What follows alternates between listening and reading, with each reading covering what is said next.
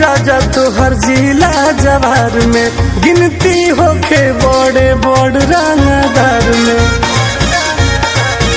बस समझी चाहतनी हो नाम होई राजा तोहर जिला जवार में, गिनती होके बड़े बड़ रंगदार में। बात मानी हमरो न टाली राजा जी,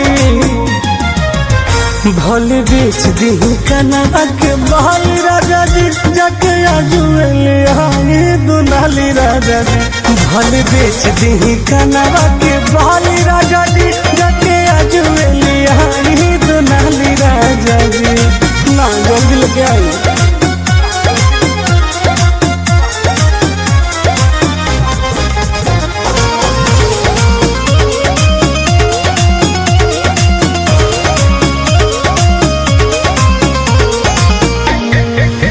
एरिया में गर्दा उड़ाई देबो, एक बेर जे राइफल उठाई लेबो। ए राजा सुना, हाँ हाँ एरिया में गर्दा उड़ाई देबो, एक बार जे राइफल उठाई लेबो। चर्चा में आ जाइब हाली राजा जी,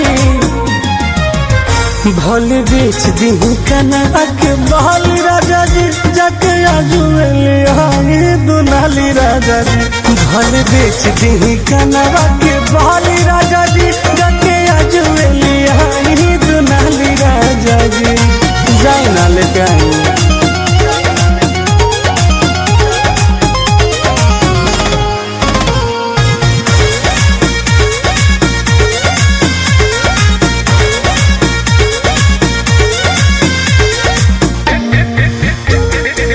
पेपर में फोटो रोजे आवे लागी, दुश्मन भी सिरवा झुकावे लागी। बात बुझी राजा जी।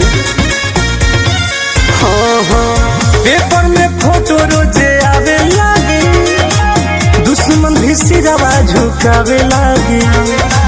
टुनटुना दर्श जज्बा वाली राजा जी,